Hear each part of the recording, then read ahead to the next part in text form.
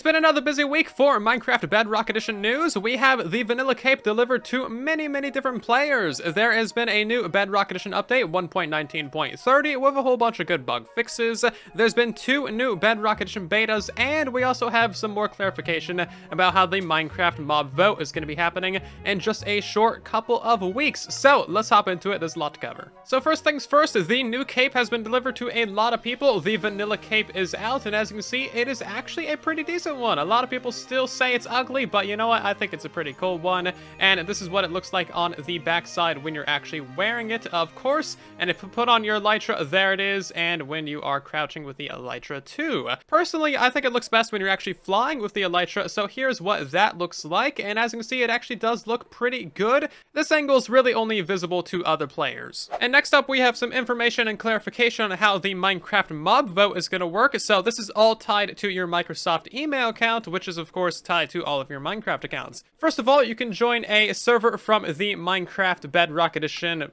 game, and that's going to show up likely in the lower left over here, and you'll be able to cast your vote inside of that server. The second way is to go to minecraft.net, log in with your Microsoft account, and then cast your vote that way. And the third way is to use the Minecraft Java Edition launcher, and then you'll be able to vote directly within the launcher. So because all of these votes are tied to your Microsoft account, voting on any platform will basically be the same as voting on all platforms. And even if you change your vote, so if you vote for Mob A on Bedrock, and then you go to the website and vote for Mob C, whatever your most recent vote was, that is the one that will actually be cast. So we will not know the winner of the Minecraft mob vote until Minecon on October 15th. However, the mob vote opens on October 14th, a full 24 hours before Minecon. The teaser trailers for the Minecraft mob vote is likely to be releasing sometime in the next couple of weeks, probably in the week leading up to Minecon, so stay tuned for that, and now is the time for speculation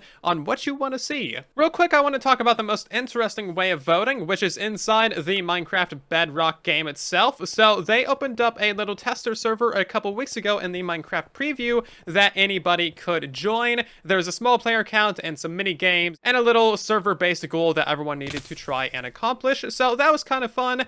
And this is basically how we're going to be voting on Bedrock Edition if you choose to vote in-game, which is actually really cool if you think about it. It's not just like a Twitter poll, it's not going to a website and clicking on a box, it's actually voting inside of Minecraft itself, which is pretty interactive and pretty fun, and you also get to see like what other people are voting for, I assume, because there's probably just going to be a little button panel. Now, hopefully they learned from the little temporary server launch that they did, because there were some completely unmoderated, free-for-all building plots, and well, that went about as well as you might expect. So hopefully there's no more of that. And of course, we all know what I'm talking about. They built the absolute worst thing that you could possibly build in Minecraft. It's been around for years. Everybody's seen it.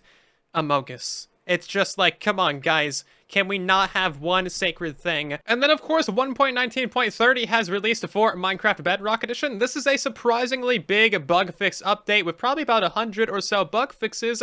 Almost all of these are smaller things that you probably won't notice too much, but a couple of them are very good. Like, for instance, they fixed striders causing lag. So if you have striders in your world, they could have caused lag, and now they won't anymore. And as you can see, there's just a ton of stuff in this update. My personal favorite feature is being able to copy your coordinates. This is an absolute must-have for anyone who does any amount of creative playing. It is so good. And otherwise, I've covered absolutely everything in this update in my previous beta videos. Nothing in here is new to us. We've all seen all of these bug fixes in the beta videos. So hopping into the betas, 1.19.40.21 has a couple minor but good fixes. So standing on top of bubble columns that either have frog eggs or trapdoors above them will no longer accumulate fall damage. So previously, if you stood in here for a couple of minutes and then got out, you would basically just instantly die, which is, of course, kind of surprising and a little bit fun to prank your friends with, but it has now been removed. Next up, we have a bug that was supposedly fixed, but isn't really. So basically, mobs with a long attack range like an iron golem can still hit you through a wall. So we have an iron golem trapped in here. If I stand against this wall right here, he's actually going to be able to hit me through here, which he should not be able to do, which is kind of an interesting bug, and I think this probably affects multiple mobs in the game, like maybe a Ravager or Evoker or something like that. Basically, mobs should not be able to attack you through walls. Also, I have resistance like a bajillion, so that's why I'm not instantly dying. So yep, this is still an issue in the most recent beta, and it wasn't completely fixed, or so it seems. Sweet berries can now be placed on top of farmland. Previously, this wasn't possible, but now this makes it so that basically every plant in the game can be placed on top of farmland, which is great. There's also been a couple small changes to the dirt paths and farmland as well, so now they are actually a pixel lower than the rest of like the solid blocks in the game. So as you can see, if you look at the edge there, it is actually a pixel lower, and if we stand on this thing and we walk up onto a regular block, we're going to go up ever so slightly. It's kind of hard to tell, but if we walk across this diagonal here, you might notice that we're going up and down. And you can see that the outline selection is actually the correct height now. Previously, it looked like it was at this height, but the hitbox was actually a pixel higher. Now moving over to mud blocks and soul sand, these things appear to be the same height as regular blocks. However, they're actually a pixel lower than farmland and path blocks even. So if we move over to these guys, as you can see, we're going to sink it down by another pixel, and now we sink into soul sand as well. So there is a tiny little gap. It's really hard to notice on video. So yep, very small changes to the muddy and dirty blocks of the game, but it's a good refinement and a good parody. The strength of bubble columns has been increased, apparently significantly. So if we hop into this thing, we just zoom up to the top. I feel like that is way faster than it was previously. That is just like way faster than I'm used to. That's actually really nice. So here we are in 1.19.30, and this is the speed of the bubble column. As you can see, it is significantly slower than what it is in the preview. This is actually a great change. This is going to help us get around and travel faster, but it's also going to help certain mob farms that rely on bubble columns for moving mobs. There's been a minor change to the Ravager. Evoker Fangs will now damage these guys. So as you can see, the Evoker Fangs go through the ground and actually damage the Ravager. I am curious if this actually makes the Ravager turn against the Evoker. So if we nudge this guy over there, is he going to attack the Evoker? It doesn't seem like it. So this is a pretty minor change, but it might help you out just like the tiniest bit if you are doing a raid. The hitbox of Ravagers has also been increased to match Java Edition as well, so these guys are taking up ever so slightly more space, and their speed has also been increased as well. So if we summon in this Ravager, he's gonna run towards that guy a little bit quicker than normal. That is pretty fast for such a big mob. So these guys could be hurting you a little bit quicker than normal nowadays. So watch out for these guys during the raids. Because they got that bigger hitbox, you should be able to block them out of areas a little bit easier now because they are just a little bit larger, so you might need less blocks to block them off. This tiny jungle island has a jungle temple off of it, just completely in the water, and by the way, it's floating as well. It's not connected to anything.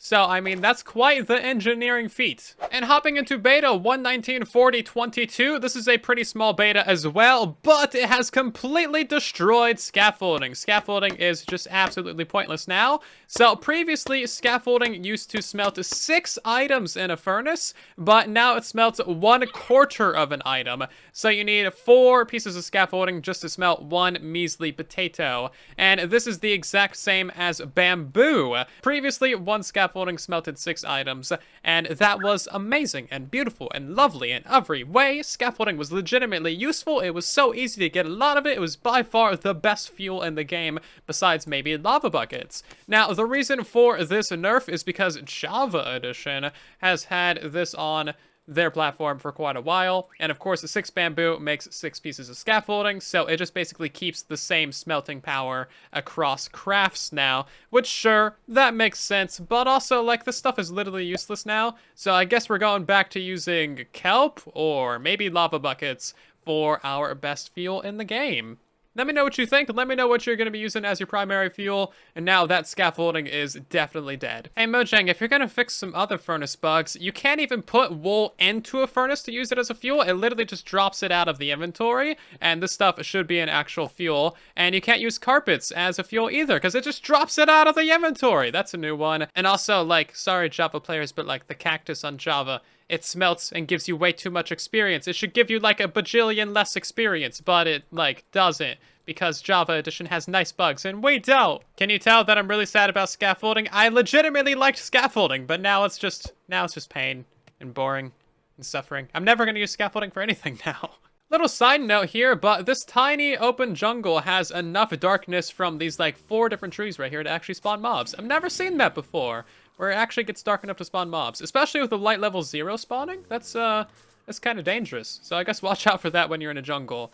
Makes sense for a dark oak, but never seen it anywhere else. Do you guys remember the old bugs where you used to be able to stack up a bunch of snow layers inside of a flower or other block and then get yourself a floating flower? Well, that has actually been fixed. I never really expected that of all things to be targeted for a bug fix, but here we are. So now you can't get your floating flowers using the easy methods anymore. There's probably still a way of doing it because like Bedrock Edition and we really like our cursed items. So let me know if you find a new way of doing this. And this is what it used to look like. You can see a picture of it on screen right now. There's been a scary sounding bug fix in the change logs, but basically all this has to do with is the wither effect and armor. So previously, regular unenchanted armor would protect you more from the wither effect than it should, and it should only be the protection enchantment that protects you from the wither effect. So if I give myself 10 seconds of the wither effect, we'll see how much damage that does. So that did 4 hearts of damage. And with fully unenchanted netherite armor, that should do the same amount. As you can see, 4 hearts of damage. And if we're wearing a full protection 4 netherite armor, that's going to do less damage to us overall. And as you see, that only did half a heart. So this is a perfectly fine little bug fix. You just need to have some actual enchantments on your armor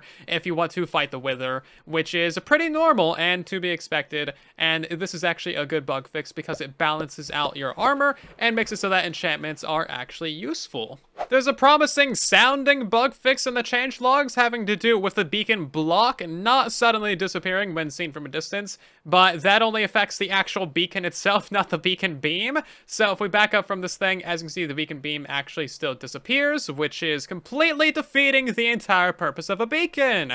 However, you can still see the beacon block, which is of course an A+ bug fix. We really needed to be able to see that block from a far distance. Definitely not the beacon beam though, because the beacon itself should only be a block and not, an actually visible beam that goes up into the sky where we can see it from a long distance. Definitely not. Honestly, I'm surprised that we're still getting betas for 1.19 with 1.20 being on the horizon and being announced in just a couple of weeks. So 1.19.40 is probably going to be releasing before Minecon. It seems like it might be a smaller update, and this might be the final update that we get to 1.19. This is of course a speculation, but it seems reasonable with 1.20 being on the horizon. So if you enjoyed today's video, then of course consider dropping a like as it helps out the video on the channel a ton. If you're new here, then maybe consider subscribing, and otherwise I'll see you guys down in the comment section in the next one. Thanks for watching, and then there was Soylence.